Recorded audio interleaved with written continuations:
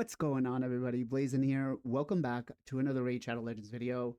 Man, CVCs are going crazy. PR-CVCs right now are going to be the number one thing people are fighting for. But is it really worth it? Is it really worth it for us to go balls to the walls and just burn all the resources we have? Just to show you guys, this is what I did on my main account, right? And this is on my alt account. I brought in an alt account. We did 1.1 million on the alt and almost 1.3 million on the main account. And it was all basically for these relics, right? Being able to craft these relics. We went all in.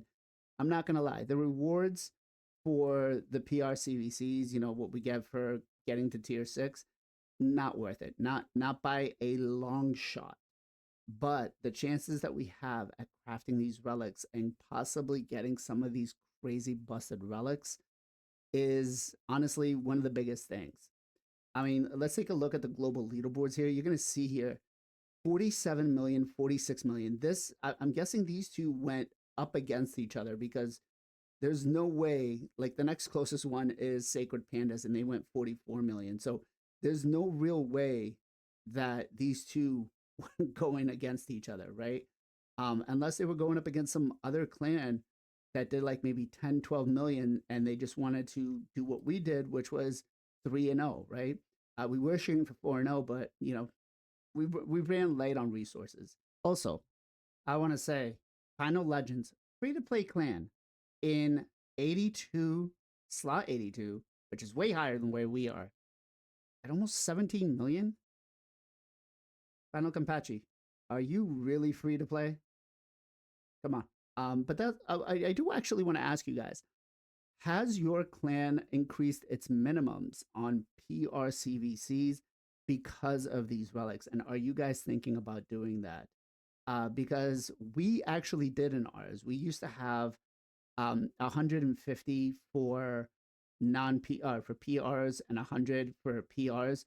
And now to even get the rewards, right, for the clan rewards here, like we raised it up to 200 for a PR.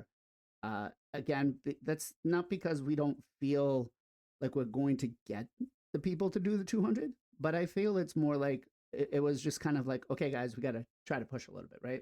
But that said, looking at some of these scores, like these PR-CVCs are going crazy, crazy. I'm just looking at it, I'm like 26 million, 28 million, 28, 30, 31. I still I want to know what happened with this. Like if anybody's in either one of these two clans, please share me some screenshots. 47 million points? That's crazy. Crazy. That means almost everybody in that clan did about 1.5 million CVC points, which again can be done. And I do actually, I feel like this CVC, there's going to be a strategy that needs to be used, especially at not at the level that the top end of the clans are, but more like where my clan is, right? Because what we did, or at least what I did, was between my two accounts here, I bursted close to 800 points within, I want to say the first hour, right? And a lot of that was because of the way that the new forge is set up, the multi battles that we can do in the background. That actually helped put that gap between us to kind of disper, or I guess motivate the opponent to not push, right? Is that a solid strategy? Maybe. It could also be it could also work vice versa, right? They could also hold it till the end, and if it's really strong while they're running the multi battles in the background, they could still level out the food, or they could still, you know, do everything else. So, with what's been added, it definitely could work either or. Now, let's take a quick peek here at the relics, and I do have deeper dive videos that we've done with Bic, or that we're currently editing, that will be coming out talking about all these relics. So I crafted all of my relics and I'm not gonna lie, guys, I was very, very disappointed. Let me go into my relic collection. So clan relics, And yes, I'll show the equipped as well too, right? So we'll get this out of the way. This one was crafted about a month ago. The Chalice of Rebirth. We did this on the live stream actually, and I'm not gonna lie, love it, love it. 100% was worth it to go after this one. But today I crafted Vulcan's Grasp. I got two of those. I got one of the Flesh Tenders, and then the last one I got was a standard relic, which was my I think like my fourth golden elixir, to be honest. So it wasn't really crazy. Because I do have more golden elixirs, right? Yeah. Yeah. So it's my fourth golden elixir. I was right. Um, so I'm not too excited about the golden elixir, but I will say that these right here, where reflects 5% of the damage absorbed by block damage or unkillable buffs back to the attacker. Really? Like, when are we gonna use that? That screams out clan boss. And honestly, like, none of these stats it gives are even useful for it, right?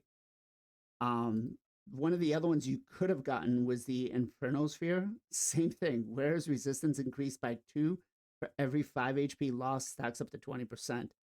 Again, it's really bad, right? Um, Black Shroud Fan, where it receives 2% less damage from an ally protection debuff placed on them. Again, crap. And then with this one, I was like, well, maybe I could make it work on something, but where it increases the damage of each hit on their next attack by 3% of any surplus heal when healing damage cannot be increased by more than 20,000 and will reset each attack.